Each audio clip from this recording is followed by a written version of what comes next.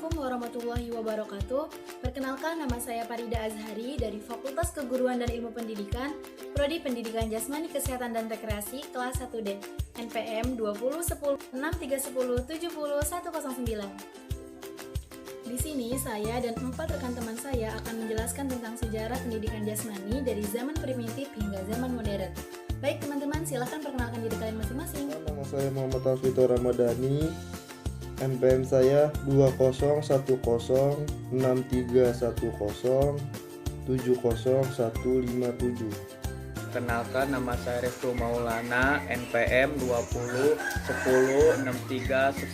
20106310700113. Perkenalkan, nama saya Muhammad Bagir Badawi, NPM 20106310700030.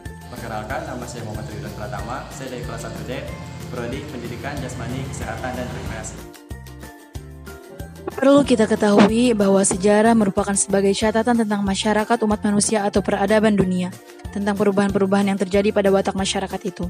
Sejarah adalah ilmu yang menyelidiki perkembangan peristiwa dan kejadian-kejadian di masa lampau. Zaman primitif. Pada zaman primitif, anak Indonesia saat itu dididik oleh ayahnya sesuai dengan kebutuhan hidup waktu itu.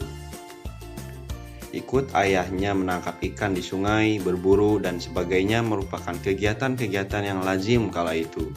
Karena memang itulah keterampilan yang dibutuhkan, terlebih lagi setelah mereka memasuki usia dewasa. Jadi metode yang digunakan kala itu adalah menirukan dan mencoba.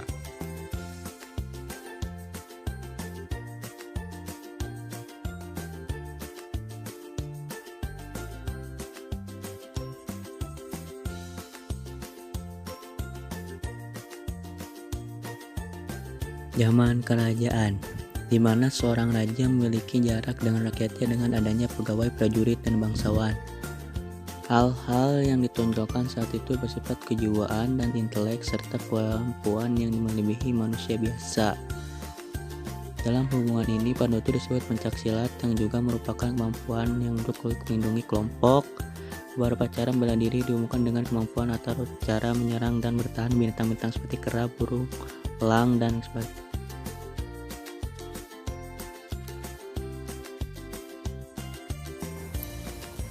Zaman penjajahan. Pada tahun 1922 di Bandung dibuka sekolah olahraga dan gimnastik militer, di mana telah ada perkumpulan latihan jasmani.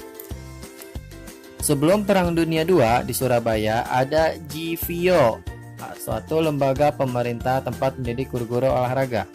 Setelah Perang Dunia Kedua dan Bandung diduduki oleh tentara, Belanda didirikan Akademi Pendidikan Jasmani. Cabang-cabang olahraga dalam zaman penjajahan Belanda belum banyak yang digemari, yang ada hanya sepak bola, atletik, renang, tenis, dan sebagainya. Zaman Jepang. Indonesia diduduki Jepang selama 3,5 tahun. Di sekolah-sekolah suatu pelajaran diisi dengan senam pagi yang disebut taisho dan dilakukan sebelum mulai belajar. Jam olahraga diisi dengan secara bergiliran dengan baris-baris, sumo atau gulat cara Jepang. Permainan dan atletik semakin terdesak oleh olahraga Jepang, antara lain kenda yang dilakukan dengan tongkat bambu. Pelajaran olahraga di sekolah terkenal dengan sebutan gerak badan. Zaman merdeka. Walaupun baru saja merdeka dan sibuk menghadapi serangan-serangan bala tentara Belanda yang bersembunyi di bawah selimut sekutu masuk Indonesia, pemerintah Republik Indonesia telah memberi perhatian kepada olahraga yang waktu itu masih dikenal dengan istilah gerak badan. Pendidikan jasmani merupakan usaha pula untuk membuat bangsa Indonesia sehat dan kuat lahir batin. Oleh karena itu, pendidikan jasmani berkewajiban juga memajukan dan memeliharakan kesehatan badan, terutama dalam preventif tetapi juga secara kolektif. Kepala sekolah untuk mendidik guru pendidikan jasmani adalah SPGD dan Akademi PD. Di samping itu ada kursus-kursus BI, kursus instruktur PD, kursus ulang PD.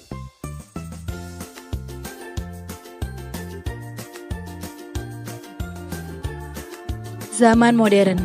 Olahraga modern dimulai dari olahraga bergu di kebudayaan barat. Olahraga individu seperti gulat dan panahan sudah dipraktikkan di seluruh dunia. Aktivitas yang dilakukan untuk memenuhi kebutuhan hidup menjadi aktivitas yang diatur dan dilakukan untuk kesenangan atau kompetisi dalam skala yang meningkat. Revolusi industri dan produksi massa menambahkan waktu luang, yang membolehkan meningkatnya penonton olahraga, berkurangnya elitisme dalam olahraga, dan akses yang lebih besar. Pada abad 17, pengembangan serta pemeliharaan tubuh mulai diperhatikan, serta dilaksanakan dengan cukup baik. Ada 2 golongan olahraga masyarakat menurut kaum Jesuit, yakni pertama permainan rekreasi untuk kesehatan bangsawan seperti berkuda, kedua untuk rakyat biasa permainan bola, meluncur di es dan mendayung. Perkembangan olahraga menjelang abad modern yaitu pada abad ke-18 muncul gerakan kepeloporan yang mengarah kepada pikiran sehat. Pikiran dan rasio diterapkan di semua sektor kehidupan. Tokohnya Leonardo da Vinci, Copernicus, Kepler, dan Newton. Hanya itu yang dapat kami sampaikan. Semoga bermanfaat ya teman-teman. Kurang lebihnya kami mohon maaf. Wassalamualaikum warahmatullahi wabarakatuh. Jangan lupa like, comment, and subscribe.